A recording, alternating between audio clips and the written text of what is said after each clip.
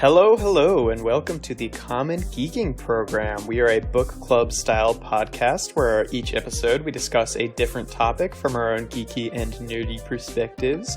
I am your host, as usual, Jeff Leavitt, and this week we are going to be taking a look at, we decided to do a little hate watching today and take a look at something that is truly horrendous. We are looking at the Netflix adaptation, reimagining, whatever the hell you want to call it, movie of Death Note, the popular anime and manga series from Japan.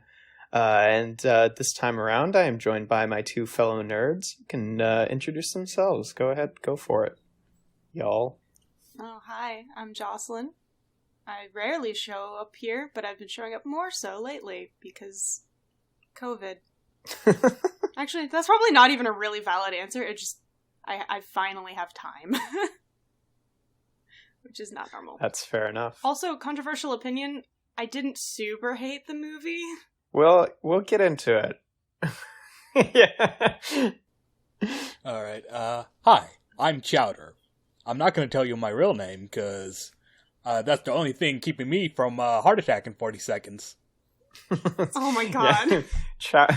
God damn it. He's gonna divert. Yeah, alright. We're gonna start off by summarizing the topic, and then we'll end with a little old rating section. I think this rating section is gonna be kind of fun today, where we're gonna talk about our enjoyment of the topic at hand.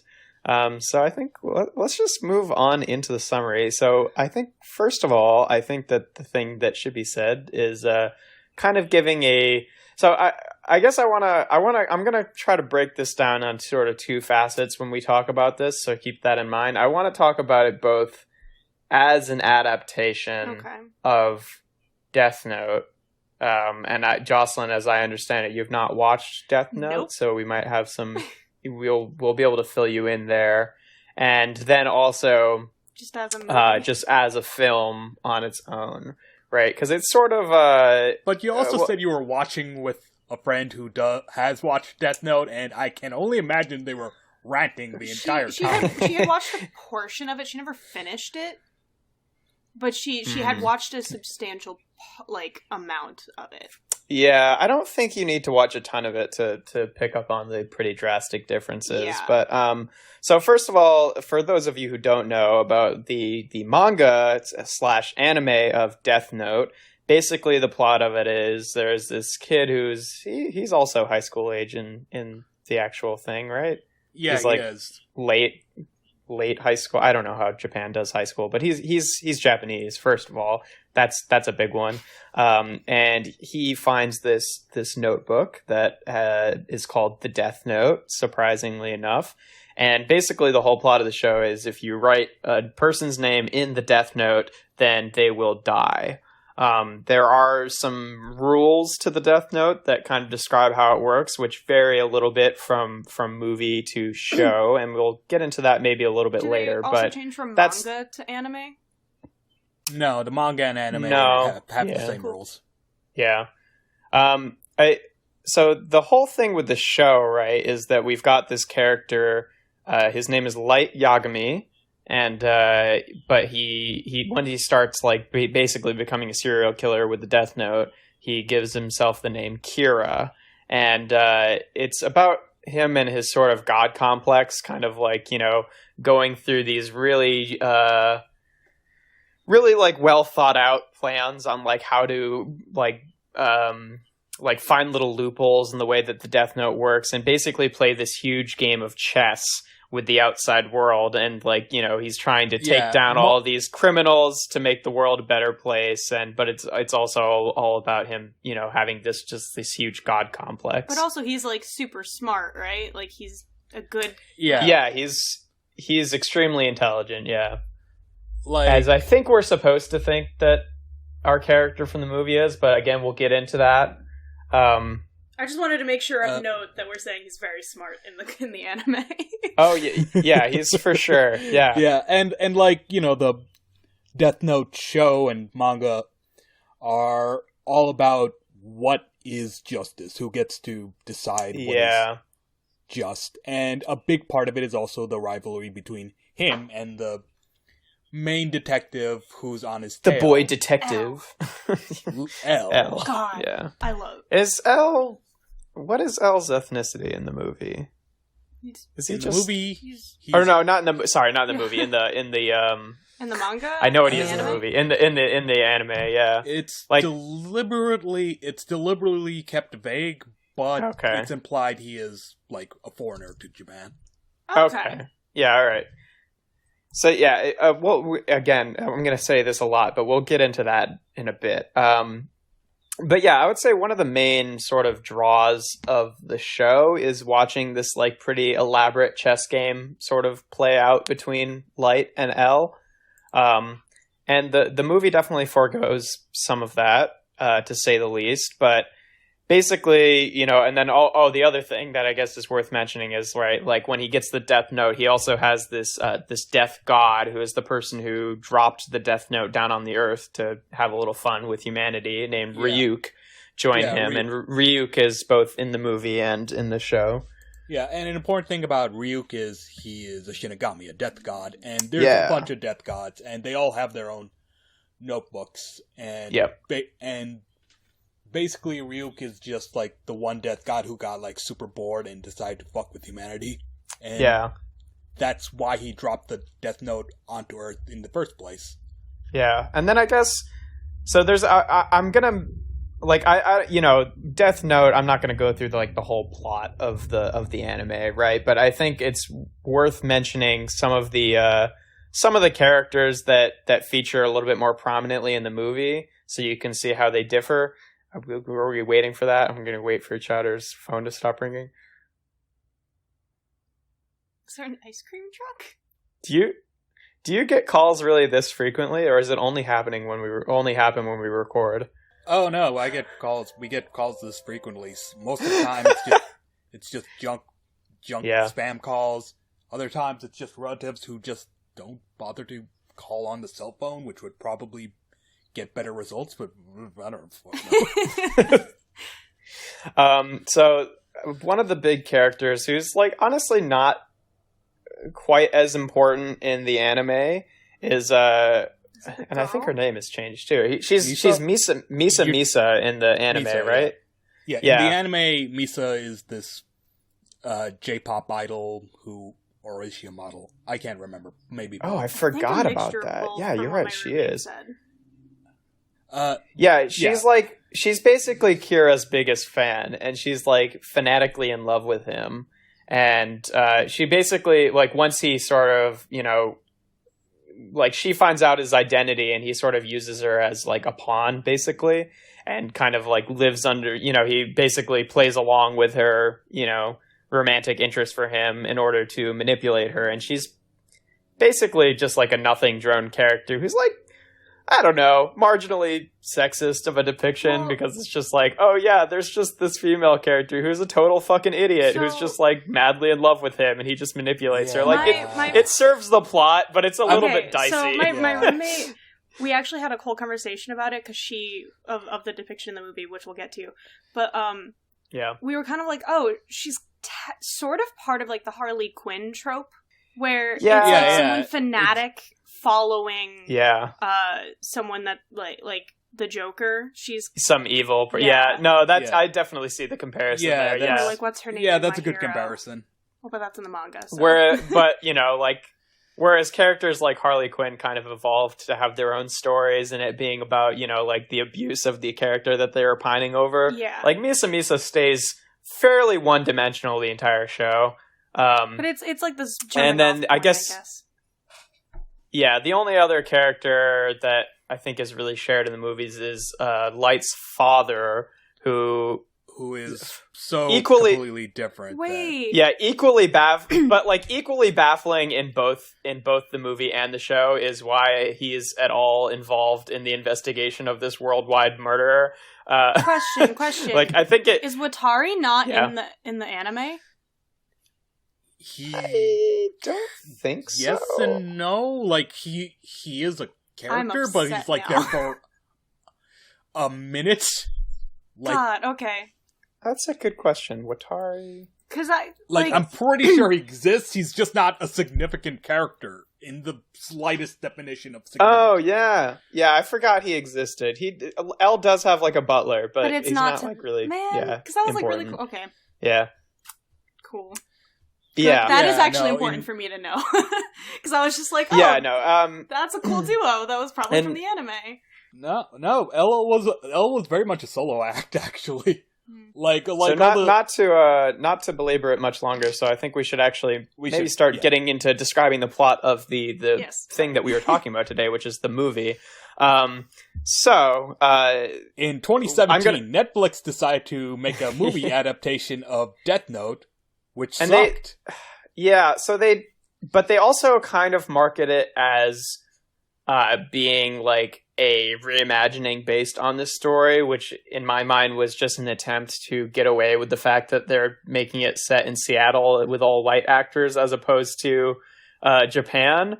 But I would argue that it is, like, though it is very different, it bigger, is badder, whiter. Yeah. It is not nearly far enough away to be like for it to be an apt description that it's a reimagining. Like, it's definitely just a whitewashed adaptation. You know what I mean? It is the Riverdale-ification.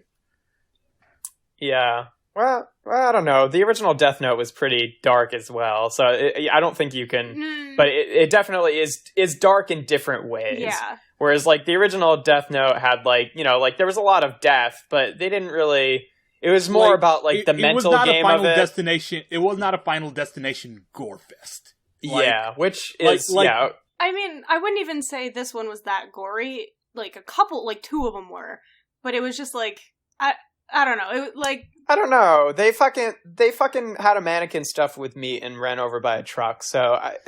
and also, like, just a scene of a bunch of dead, naked bodies in a Japanese nightclub, which, like, why?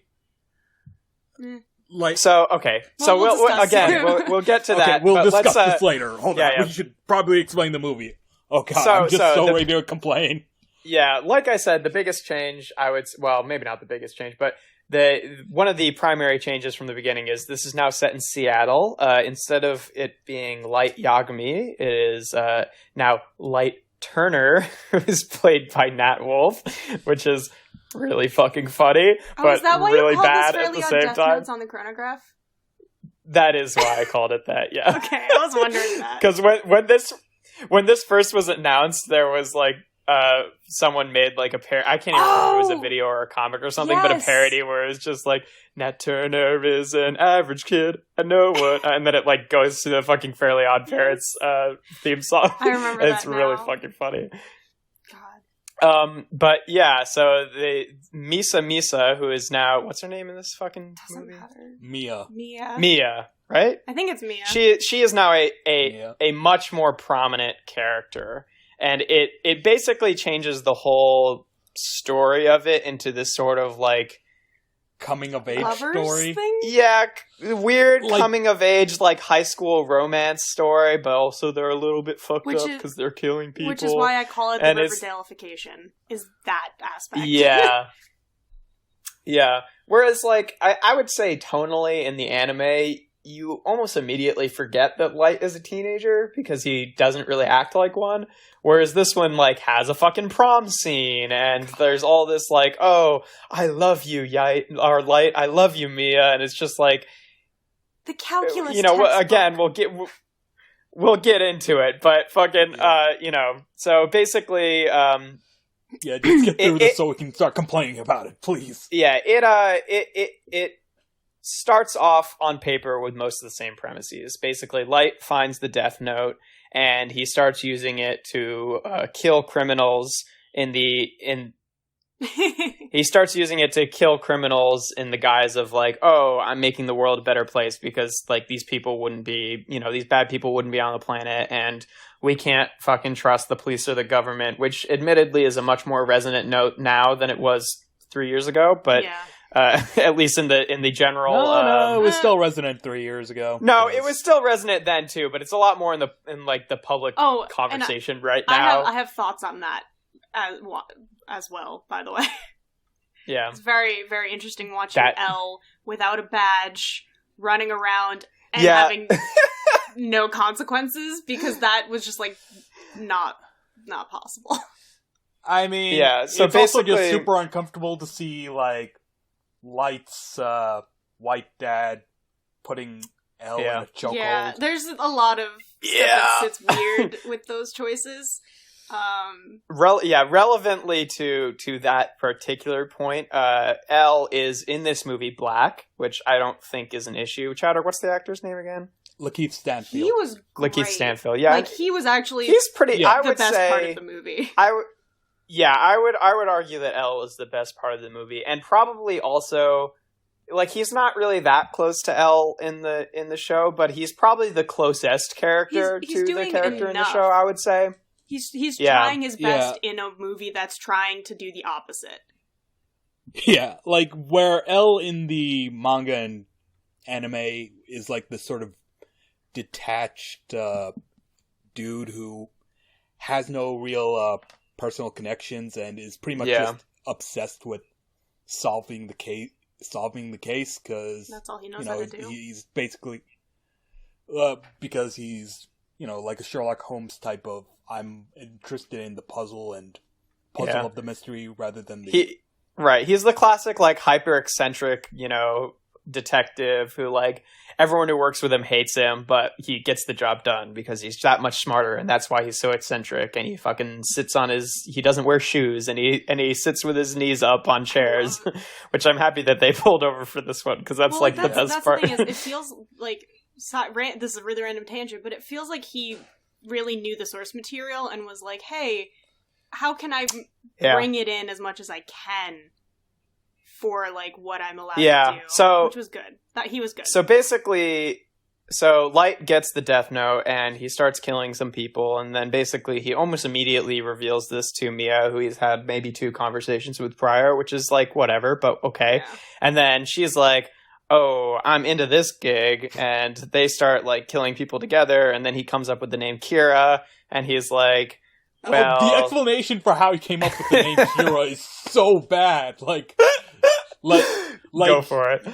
Mia's like, Kira? Well, where'd you get that? Well, you see, in Russian, Kira means light. Don't you think that'll kind of tip them off? Well, no. No, because you see, in Japan, it kind of sounds like killer. So they'll be looking in Japan, when in actuality, and I'm just like, really? That's the that makes no goddamn sense. Yeah. Oh, God. Right? It makes sense why they start looking in Japan once he starts, like, forcing all of his victims to write, like, shit in Japanese. In perfect Japanese, but, like, which also, how did he know perfect Japanese? He didn't. He just, like, part of the rules with the Death Note is that, like, oh, you can influence people leading up to their death. So he basically just said, like, write this in Japanese, but cosmically they did it. Like, I can buy that. Yeah, I guess, but the thing is, like, I feel like the Death has Note... loopholes to it. It feels like one of those, like, gimmicky things that, like, it'll happen, but it might not be, like, the way you want it to be.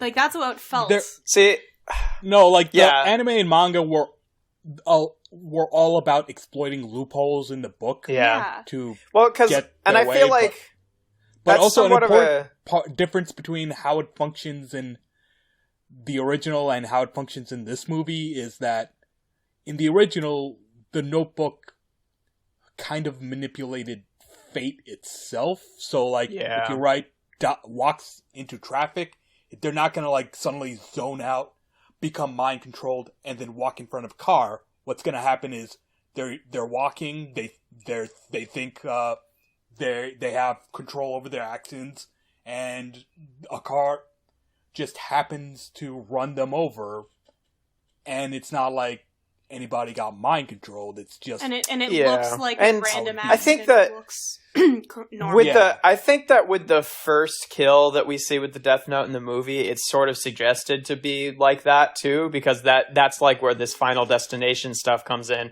Because, like, the first guy that he kills is his school bully, which, like, irresponsible, but whatever. And, like, it's like, oh, some woman across the street, her groceries rip, and then an apple falls onto the street, which makes a dude trip in front of a car, and then the car steers out of the way and hits a truck, and the truck has a ladder on it, which fucking impales the guy, right? So it's sort of like, it's immediately suggesting to us that it works that way, like this sort of, control of luck and fate like it does in the show. But then, like, very quickly, it's just like, oh, just whoever you get to kill are just mind controlled and they do whatever. Which, like, there's an element of that in the show. Like, he definitely does use...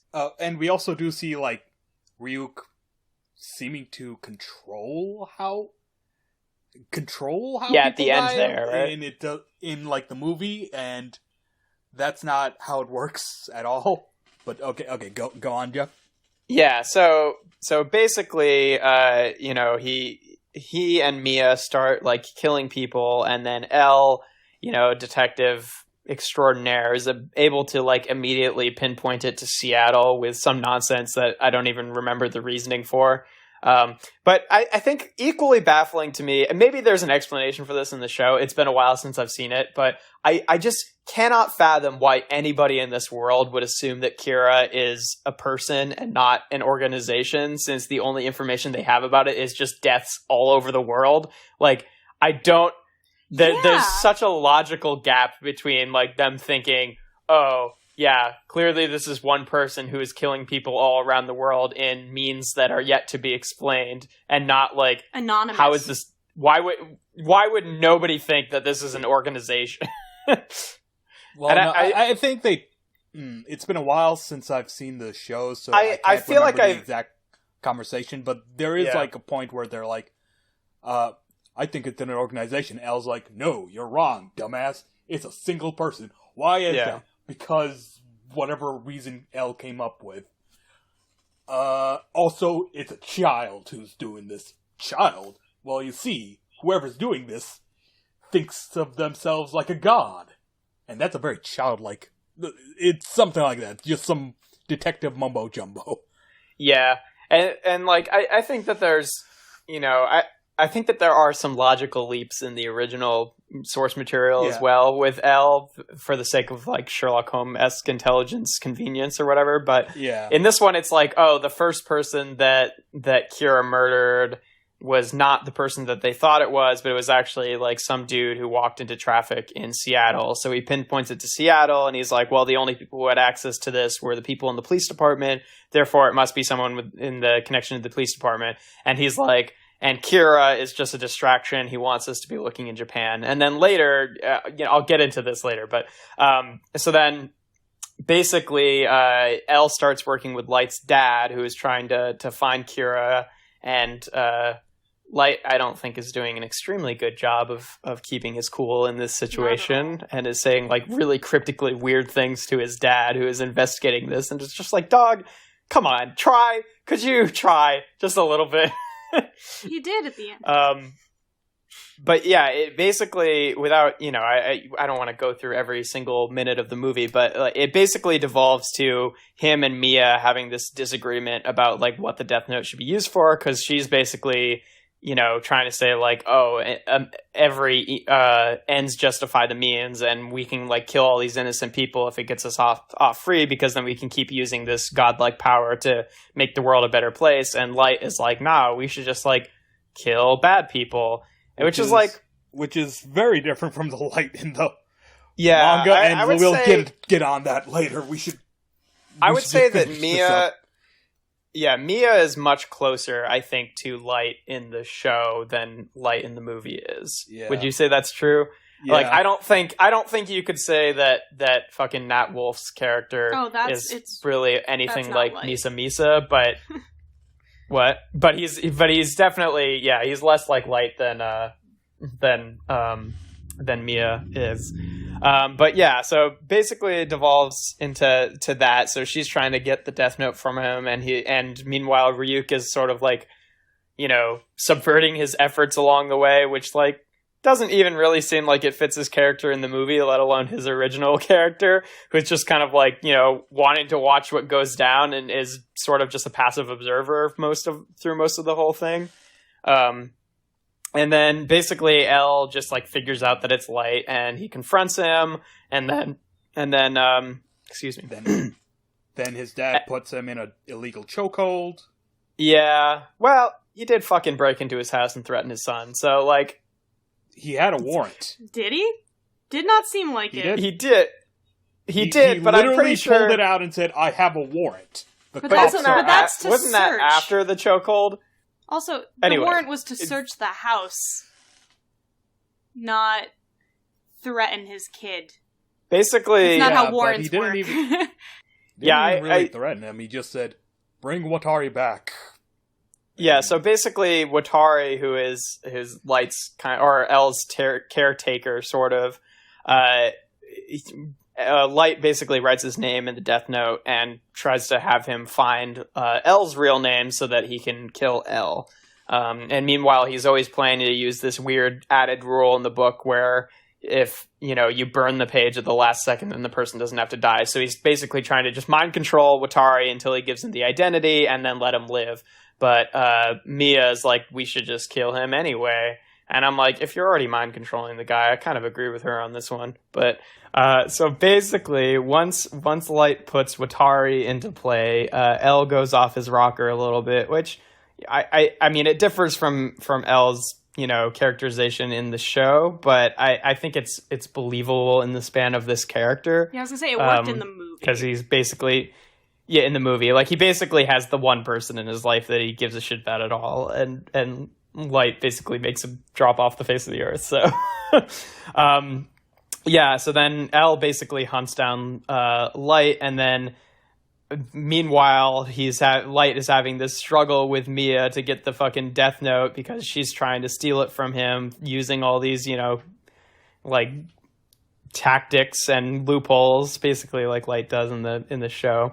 And then at the end, like, they end up going on like this Ferris wheel together, and then the Ferris wheel breaks, which is like part of what Light wrote in the death note, that if Mia took the book back, then she would die, and then she did. So then this all happened, and she falls to her death, and then she had written Light's name in the book, and it falls into a fire, which means he's the one name that is burned out of the book, and then he falls into the water and is put into a coma, basically, but then it's revealed that, the whole time he had been manipulating events, or not the whole time, but at least, like, up until very recently, he had, like, written out all these specific things happening in the death note, which, like, motherfucker can control people before they die. I don't think he can control the trajectory of a piece of paper, because the piece of paper is not alive.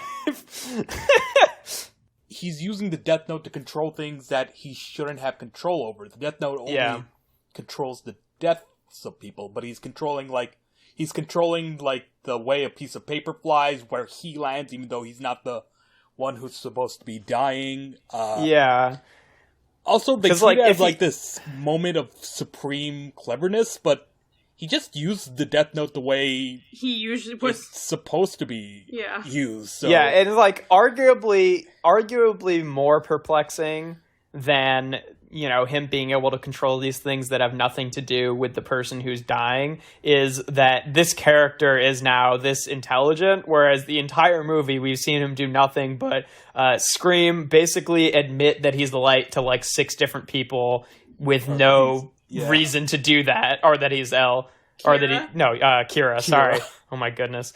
Basically, he basically admits it to like 4 different people when he has no goddamn reason to do that. And he constantly is falling for, I would think, really obvious traps that Mia and Elle are setting for him. And then boom, at the end of the movie, it's just like, oh, he becomes this absolute mastermind. And it's just like, I don't buy it. Yeah, like that whole thing, I was like, shenanigans. No, I refuse. Yeah. And then basically the movie ends with a cliffhanger because in a they previous... really thought they were going to get a sequel out of this. I don't know. I think it's meant to... I think it's meant to end ambiguously. I don't even think it's that ambiguous, to be honest. But it ends with Elle basically finding a page of the Death Note because of something that he deduced from something that Light said earlier, which is, again, was another thing that he absolutely should not have said to him under any circumstances. And he finds a page of the Death Note, and he's like basically about to write Light's name in. And then the movie ends with Light in the hospital bed, just having explained all of his, fucking evil maneuvers to his father. And then then Ryuk just starts laughing, and he's like, "What? and then the movie ends. So I don't think that it's really supposed to be a cliffhanger. I think that they're just trying to be edgy. I think that the clear implication is that L writes down Light's name in the Death Note and kills him, because otherwise I don't think Ryuk would be laughing about it. But there are. Ooh, man. So okay. So let's now, as I've been saying, let's actually get into it, right? Let's get to the meat. Again, I want to talk about. I've been dying to complain. I hadn't noticed. I want to talk about the movie as a movie, and I want to talk about it as an adaptation of the anime/manga. So, which would you guys like to start with? Because I personally, I think it fails on both fronts, but I admit that I was, upon my first watching of this movie, I was never going to give it the benefit of the doubt. Upon a rewatch, there are some elements of it that I like. I think that it does have some good cinematography. Yeah, and there are some interesting things. But then I actually think about that cinematography, and it does feel very just kind of plagiarized from Final Destination. Well, so But if we want to talk about it as just a movie, I'll have more to say first, but it's kind of up to you guys. Because I'm dealer's committed choice, to making. You decide, Jeff, because I'm more inclined to talk about it as an adaptation because we can do a little back and forth. I guess the reason that I'm trying to separate it is because I don't think that it stands as a movie on its own. Personally, no, I think that this movie. If you know enough about, if you know the vague concepts of Death Note, like if you know that there is a book that you write the names in and people die and there's a death god attached to it, the movie's fine. It's not great. I don't think it's that fine though, because I don't. But if you have any more connection to the original source material, it's garbage. If you have any more connection based off what I said past that, it's garbage. But if you only have that foundation, it literally is just a fine movie that exists. I don't know about that, but characters, people who don't really behave consistently, consistent rules for the book, and just the overall cheap feeling. Yeah, I know I know you guys complimented the cinematography, but it all feels so cheap looking, this high school is super fucking empty. Like, the amount of money that they spent on the Ferris wheel stuff alone, also, that didn't look cheap. It didn't. It might not have been. It's all stylized in a very specific way, which costs money. The thing that I noticed while watching it is that a lot of the cinematography that I really liked was used specifically for L and for, moments about the deaths connected to the Death Note. Yeah. While they were trying to make Nat Wolff's character, Light, look like a normal teenage movie. That was a choice that they made, was to make his shots look boring, look like the average teen movie, to make him seem more normal. Because for some reason they decided this entire movie needed to normalize his actions, which is not good. But that was all choices that they made. Whether or not they're good is up for debate, but they did take a lot of creative choices in how they shot the film and why they made certain shots look really cool versus not. Everything with L worked really well to the point where I'm like, why did everything else suffer? You could have made something, and it wouldn't have been Death Note, because that's just not. I just don't think you can make an American Death Note that makes sense, because there's a lot intrinsically to it that is Japanese, which is a whole other issue. But if you're gonna make it a white boy, a lot of the plot works. Some of it does need to be fixed, and acting needs to be fixed. But if you're gonna set Death Note, I get the logic behind if you're gonna set Death Note in America, Light being a white guy could make sense, simply because in the original, Light is a child of privilege. Like, he is the smartest kid in the school, and also the popular kid. Like, he is, like, the perfect... But it's the fact that they didn't do that for some reason. Like, they should have made a perfect student, a perfect son, perfect everything. He's someone you want, or he's someone you want to be, and that's the important part about Light Yagami, But that's the thing, is, like, this movie is a knockoff Evan Peters from American Horror Story. Like, they're that's what they're trying to do, is season 1 Evan Peters, and it doesn't work.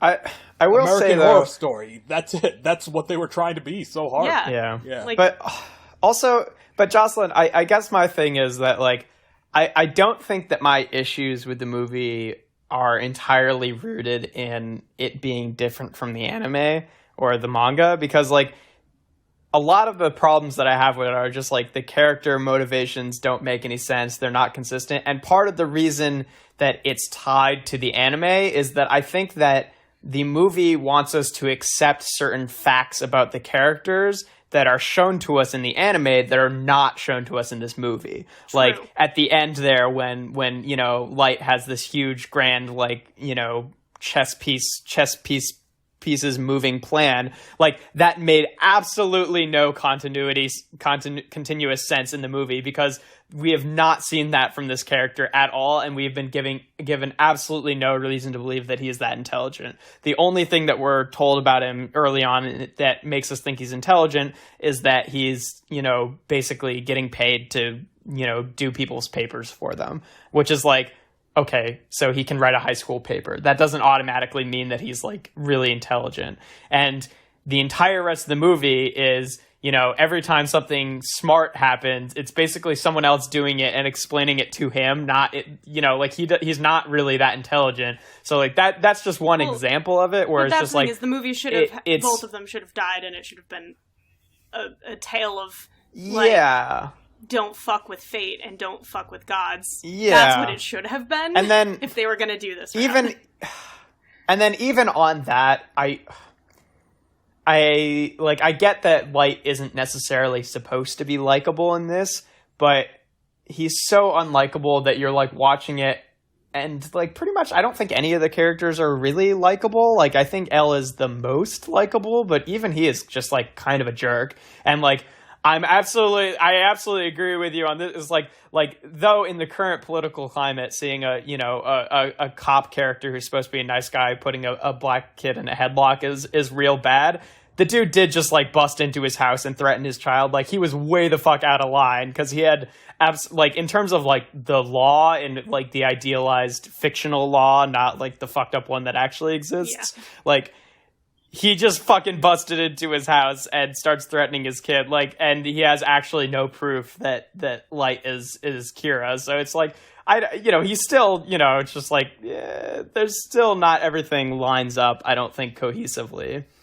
But also, and, like, I think to go back to, like, what you're saying about Light being not likable in this, I think, like, a distinction should be made between, like, being kind of admirable and being likable. Like, in the original, Light Yagami is not someone you're supposed to like. Like, you are very clearly supposed to understand him as the villain, but he is kind of admirable in a sense. He's charismatic, he's handsome, he has a sense of smart. Honor and code in a weird way, right?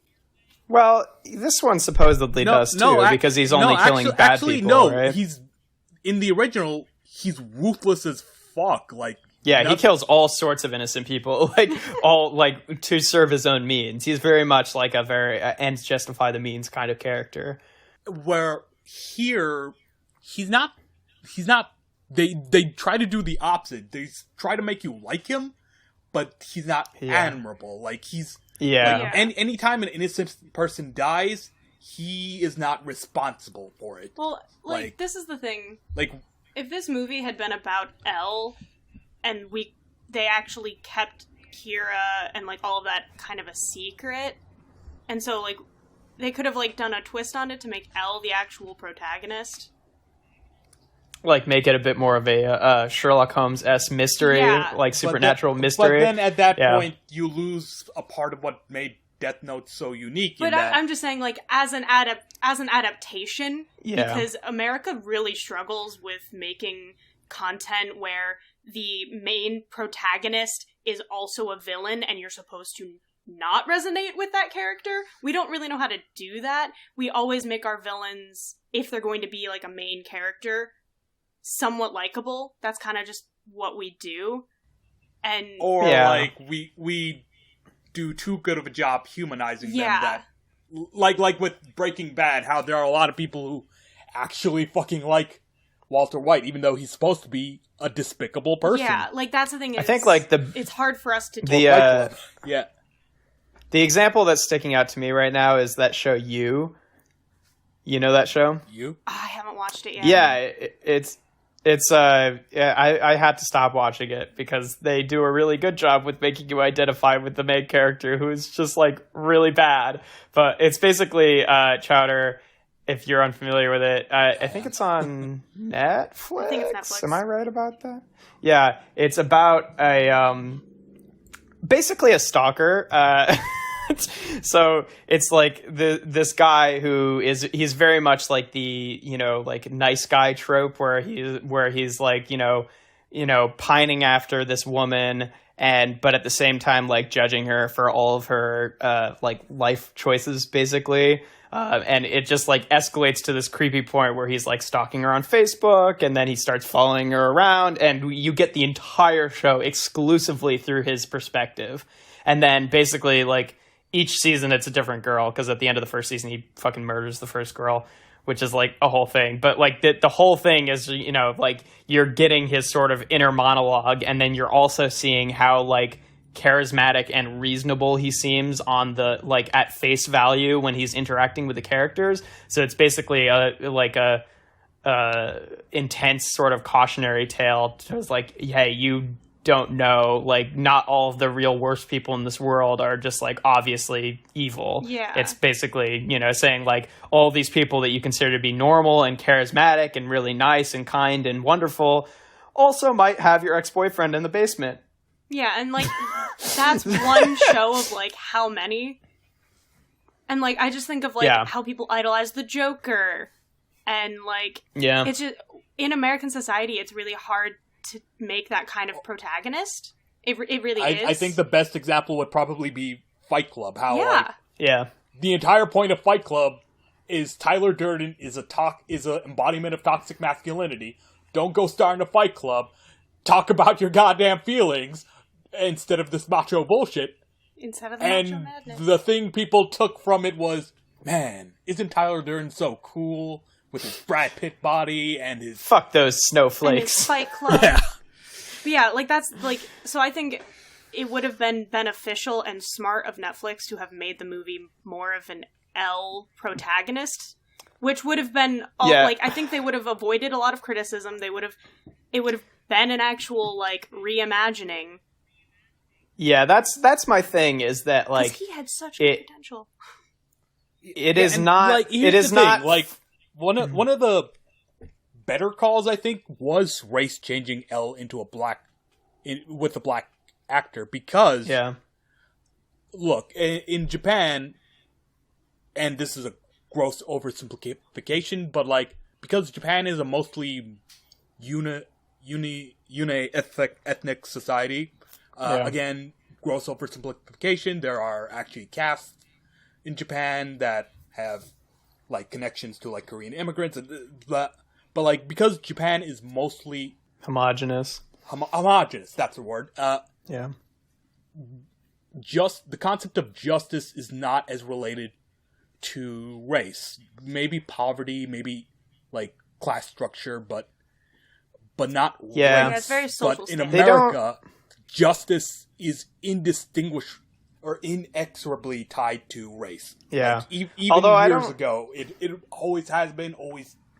Hopefully and so, if you have a story about justice in America, you can't ignore that problem. True.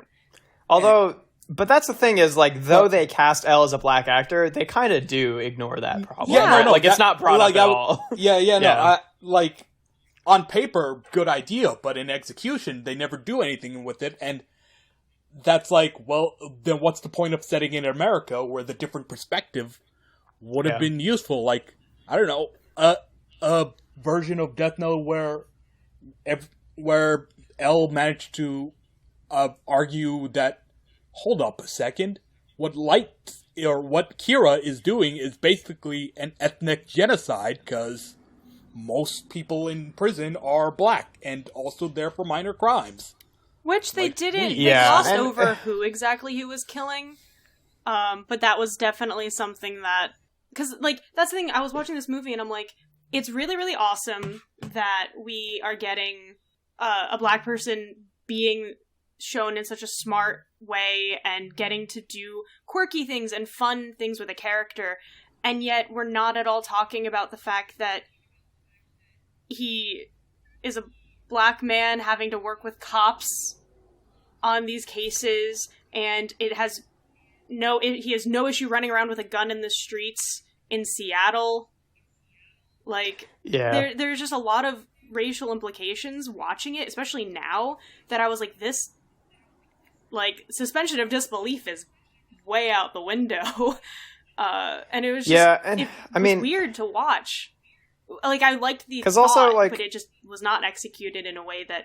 Yeah, because, like, also, like, again, just getting back to the inconsistencies, right? Like the biggest, like, sort of instance of this for me in the movie is, like, when our introduction to L is that Kira has just killed this entire, basically, like, strip club full of, you know, like, that was, like, affiliated with two different gangs, right?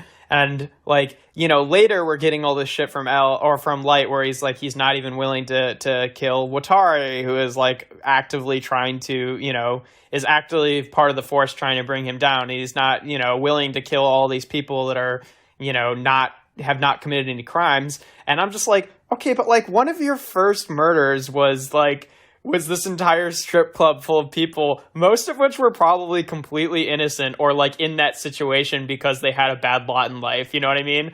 Like, there's no fucking way that every stripper in that club was affiliated, like, inexorably with the fucking gang members, right? So it's like, it's also one, like, of our first things that we see, and it automatically puts us onto thinking, like, oh, he's full of shit, and I'm thinking, like, okay, maybe that's going to be brought up later, and it just kind of never is, you know? Yeah, like, so it's like, fair, it doesn't feel like... Those sex workers probably had nothing to do with anything, and should not have had to be casualties. Or die in any way. Also maybe not have their corpses eroticized. Yeah. You know? Yep. So it's like that's, like, super uncomfortable. Like, I don't want to see titties on a corpse. On the corpse of a sex worker, you know? Yeah, like... Yeah. Yep. Thought we progressed a little bit in society past that. Apparently not. So it's just like, yeah, I don't know. There's a lot of shock value in the movie, and I think, like, apart from its connections to the anime or the manga and, like, how it fails as an adaptation or even a reimagining, I think it is just, like, way too edgy for its own good. Yeah, like here's the weird irony, right? Like, the Death Note anime and manga is, like, considered the typical edgy kids anime, but yeah, you know, like, the fucking theme songs are in Screamo. Like, yeah, exactly. Yet the irony is, like, it has very minimal gore and death. There is a little bit of that, but, like, they tend to cut away, whereas, like, the movie will have, like, these pornographic, like, depictions of violence. Yeah, it's very horny on main for blood and gore. Yeah, and it's like, in the original, the dark parts were in, like, themes and characters and tone. Like, there's this part in the original where, like, it's Kira trying to trick an FBI agent into telling him her name, and you know, there's a lot of suspense, and by the end he manages to pull it off, and there's this moment where he writes down her death, and it's like, commits suicide, and her, and the way it's shot, the way her eyes go blank, it's a dark moment, but they never, go and show the moment of suicide.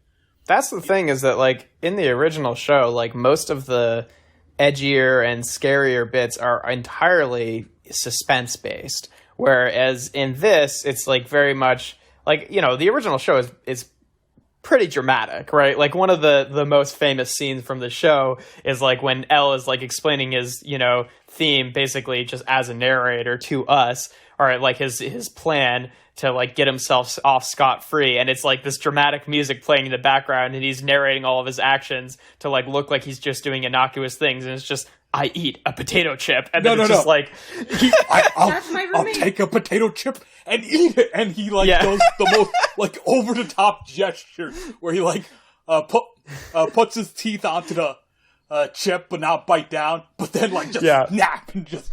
Wait, so you're saying he put the killing thing in his mouth and didn't let it kill him, kind of like in The Fault in Our Stars? Oh my god. Yeah, Sorry. I knew we were going to talk about The Fault in Our Stars at one point. Yeah, so Nat Wolff stars in this movie, and he was also in A Fault in Our Stars, and so is Willem Dafoe, who is Ryuk, which I think maybe we haven't mentioned this whole time. Willem Dafoe is in this fucking movie. Yeah, and, like, the casting of Willem Dafoe as Ryuk is pretty good. The problem is Ryuk... I like him, yeah. Yeah, I know, but the problem he doesn't is... really... Yeah.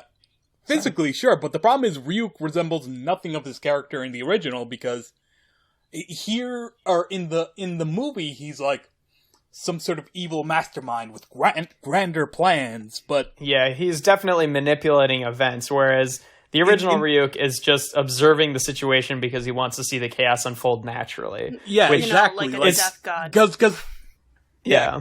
Ryuk is the surrogate for the audience, the mangaka, probably both.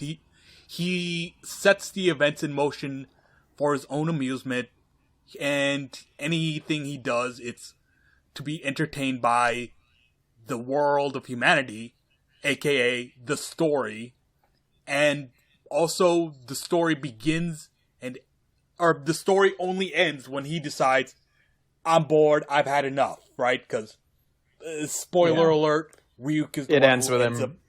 Yeah, Ryuk is the one who ends up killing Light Yagami, so I mean, I don't think it's that grand of a departure as compared to some of the other characters, because, like, it definitely feels like, if you condense the entirety of Ryuk's actions in the original show into a movie length, it feels like a little bit more than what he did in the original.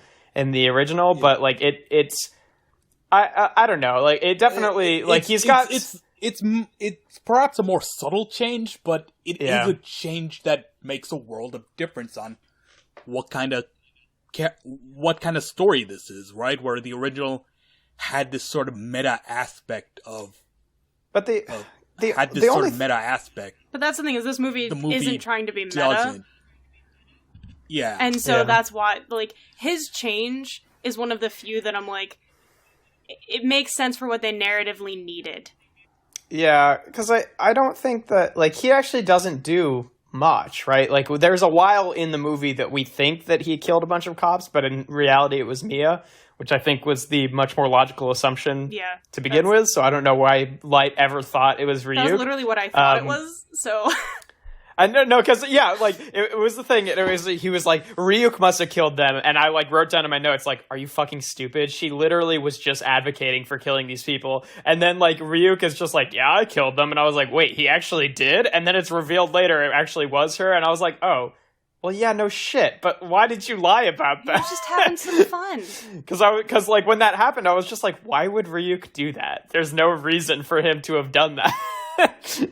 Yeah. But, like, the only like, actual significant action that he takes in the movie is when, Light sort of, somewhat uncharacteristically, but somewhat characteristically, because it was incredibly stupid, it was like, oh, and then Watari will die, and then she's like, but you didn't write how he would die, and he's like, dealer's choice, and then fucking Ryuk has, like, someone gun him down before he can tell them the name, and he's just like, you said dealer's choice, and I'm like, yeah, but why did you say dealer's choice that time if you've literally not done that the entire rest of the movie?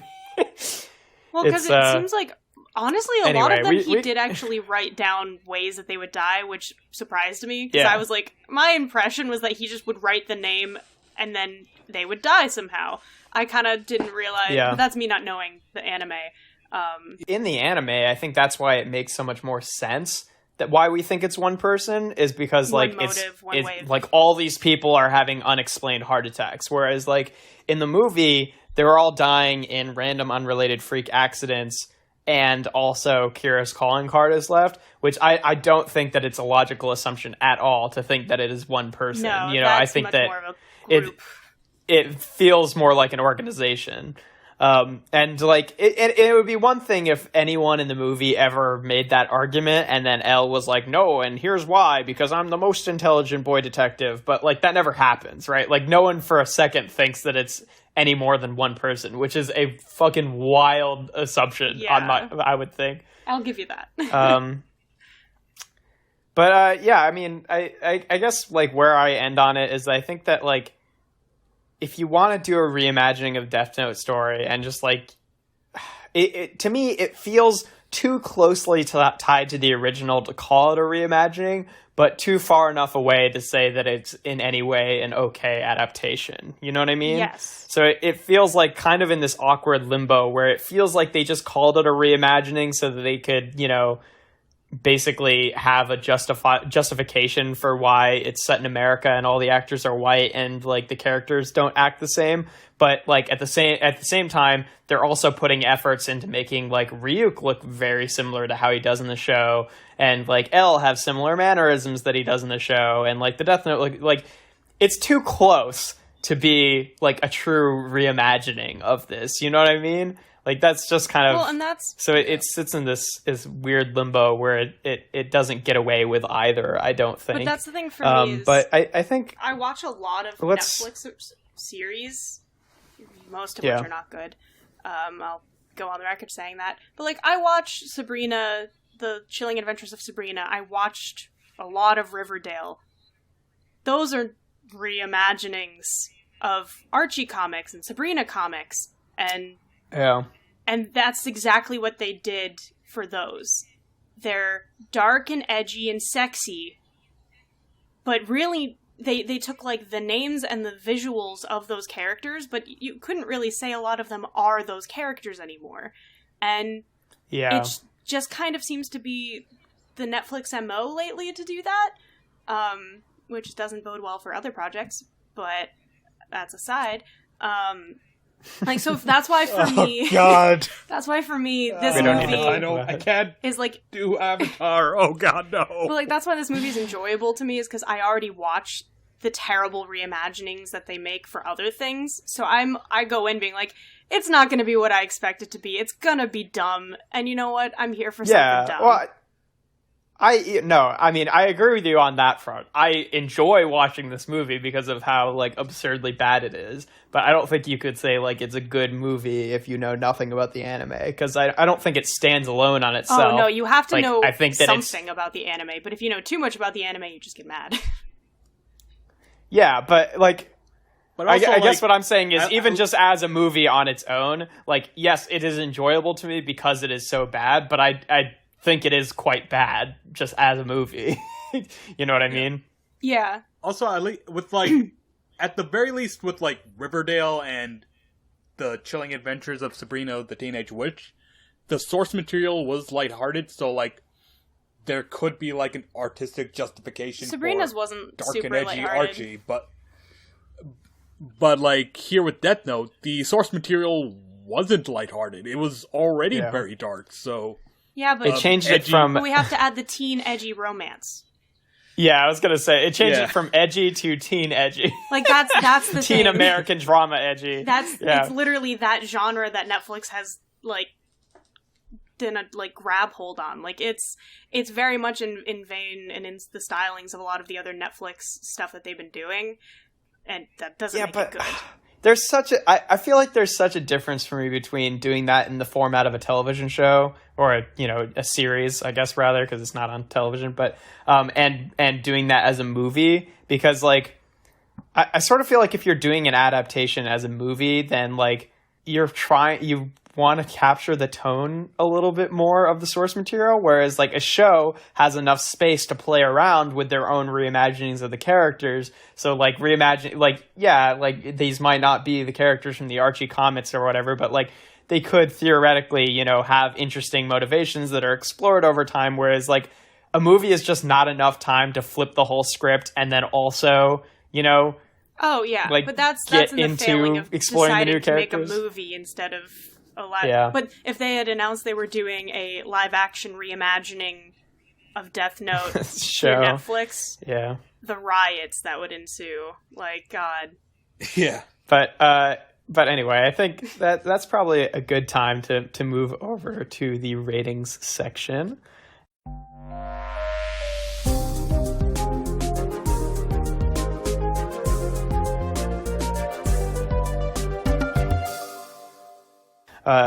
Thank you both for a very edgy discussion. Now we are going to be moving on to the ratings, where each of us are going to rate the topic on a scale from 1 to 10.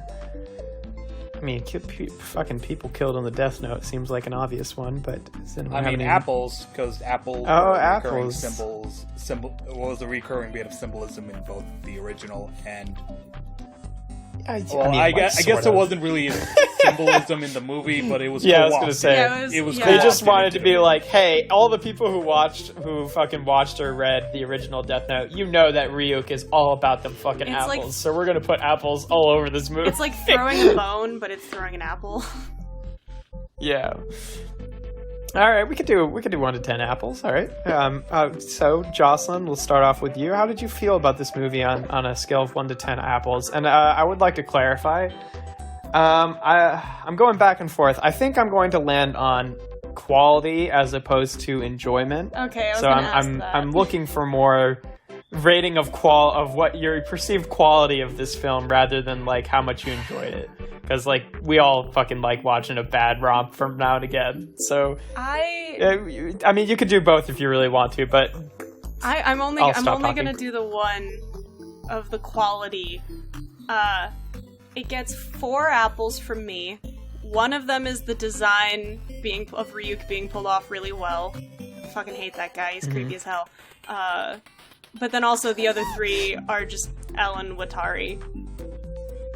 I loved them. Yeah, Ellen Watari were good. Like, that's the thing, is that movie, the quality of the movie was those 2. Yeah, so like... It's 4 out of 10. Yeah, like, if we're talking about how a good reimagining, Elle was a good reimagining, because he is a different character than the original, but... And enjoyable. It's enjoyable to see that change, but I feel like... Yeah. Let's move on. So, Chowder? Okay, I'm gonna give it... I'm so tempted to just give it 0 apples, but... 1 apple. I give it 1 apple. Okay. And, because, as an adaptation, awful. It misses the point of the original. As its own movie, it's awful because you're not invested. And the overall conclusion is just... It was arrogant, the entire thing. Like, they have...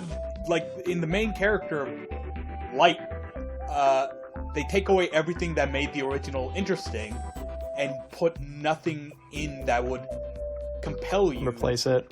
Yeah. That would compel you to follow this character. And so, the only conclusion I can come to is they thought his whiteness was enough of a sell. And I'm like, well, that's kind of arrogant. Yeah. Yeah. I think I land probably somewhere in between there. I think I would give it maybe a 2 or optimistically a 3 out of 10 apples. Because it's not the worst movie I've ever seen. And there are elements in it that I think are enjoyable if I'm ignoring its lack of connection to the source material. Yeah. But like I've said a few times, like I think it teeters on this weird edge between trying to be like the original, but also trying to distance itself enough to justify all the characters being white, which really does feel like the reason that they're doing that. Like, because they're not really... Like, you could say that they're telling a, quote, like, more American story in that it feels like it's, like, boiled down like American high school, but like they don't really do anything with that. You know, it just makes like every inherently Japanese element in the movie that they replace with an American one doesn't add anything to the movie, and also the American elements aren't even like really accurate. Like the high school is filled with like stereotypical like bullies and hot girls and like, oh, the poor kid who's bullied and he's a nerdy kid, or like it's not real. It's just very much more I'm sorry, like it's familiar. Can we talk about I forgot and I need to rant about it. She was a cheerleader? The cigarette. like the fact that they show her twice doing cheerleading things that were not how you cheerlead, first and foremost. Smoking while cheering, her arms folded while in like the stunts. Fuck you. That's not how you do an edgy cheerleader. But Jocelyn, what is a better like summation, like to just right off the bat show you what you're getting in this movie with showing like fucking high school cheerleaders and then she starts fucking smoking a cigarette, because I feel like that is like just so emblematic of like the whole movie. I mean, fair. It's like, but it just made me so angry because we never talk about it again until she's like, I'm a cheerleader. Yeah, no, later in the movie, she says it with like such disdain. Like, yeah, it's like, why are you doing it then? We don't need you. She's like, I want it to matter in my life, but I'm just a cheerleader. To which I wrote in my notes, wait, I've got something fucking written about that. As one of the cheerleaders who didn't fit in on the cheer team, I am offended. I definitely had this in my notes. Where is it? I wrote something along the lines of like, okay, well, that's pretty fucking... Oh, wow, I wrote... wow, why the cheerleader hate? Wait, what, Jeff? Wait, what'd you say? I just wrote, wow, why the cheerleader hate? Question. Yeah! Like, she was just like, I wanted to be cool, but I'm just a cheerleader. Like, what? It's just like, motherfucker, like, lots of people are actually cheerleaders. Like, it's not just something that the fucking high school bimbos do. Yeah. It's just like very much like this was clearly written by someone who was very unpopular in high school and thought that everyone was just like this evil being, you know? But, oh my god, I had some good notes here. Fucking, my first note was, who the fuck smokes a cigarette in the middle of cheer practice? Thank you! You don't do that. My favorite, like, the introduction to Ryuk is, like, he like, you see him, like, stand up to his full height, and you see the spines on his head, right? And he's clearly this, like, big, imposing figure, and Light is just kind of, like, standing there looking at him, and then he turns around, and you see that he has red eyes, and Light just starts screaming. So in my note, I just like wrote... a goddamn goat. Like, I know I say it a million times, but he screams like a fucking goat. Like... Go to YouTube, type in goat scream, and like all those is how he screams, and it's like, really, this is gonna be our protagonist. Yeah. Hardened serial killer Kira. I just wrote, sure, creepy tall figure with thorns sticking out of his head is totally fine, but oh no, he's got red eyes. God. But anyway, sorry, that's pretty much. We can. So upset. That's pretty much the summation of this movie. That's, I think, going to. That's gonna wrap it up for us. It's not great. It's not good. It's not a good movie. But if you're looking for like a fun time, that's just like, you know, watch something to be like, what the fuck are they doing? Like, if you're into The Room, I think you'll enjoy this movie. If you want to yell at the TV. For fun. Yeah. Thank you for listening to the Common Geeking program. Again, I've been your host, Jeff Leavitt, and you can find me on Instagram. I've got an Instagram where I mean, I haven't posted in months, but I do have posts of art stuff. That is things I wish existed, and there's a dot between each word. And again, I've been joined by Jocelyn and Chowder. Do either of you have any links that you want to toss out into the ether? I'm just gonna tell you, watch Mao Heroes of Pure Heart on HBO Max. Oh fuck yeah! Jocelyn Emmy nominated. Emmy nominated. No, Mao was a good show. I really like it. Oh, thank you. They're hard at work at season 2, so it's gonna be good. Also, I have to say it because I did work on season 2 for this as well. Tigtone and the series has a season 2 coming out on Adult Swim in this week, ? Coming out soon. But also you can watch season 1 of that on HBO Max. So if you want to watch something even weirder than the Death Note live action, Take Tone in the series is your go. So, yeah. That's it. That's all I got. Chowder? Yeah, so I've been Chowder.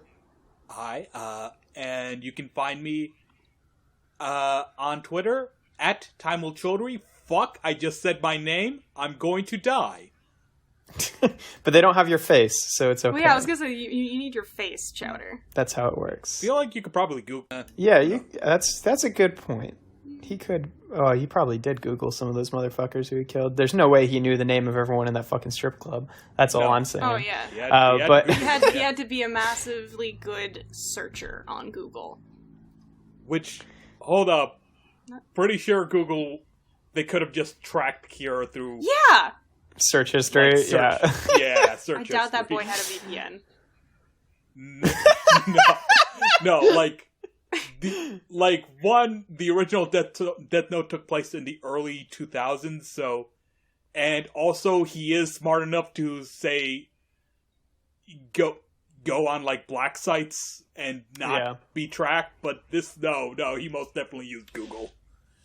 Oh my god, the fucking scene where Mia is like, look at this website that is fans of Kira who have put down these faces of people that haven't been punished, and Light makes one of the I would say one of the few very good arguments in the movie that people could just put up you have no way of knowing if people on that website are actually putting they could just be fucking writing names down as pranks or to get back at their fucking ex or something. And she's just these are real people that blah blah blah blah blah. And I'm just yeah, but he's right, motherfucker. Some of them definitely are. Yeah, he's right, but also... This is the internet. He still used that website in the end, so... Did he? Oh my goodness. Still a dumbass, yeah. Yeah. Oh my god. He just doesn't stick to his morals. This podcast is over and we're still bitching about it. Anyway, this movie is. Our next episode of the podcast is going to be airing on the 16th of October, looks like. So look forward to that. I will be a different age at that time. Crazy. Thanks for listening, subscribing, sharing, and everything else. And we'll see you in a few weeks.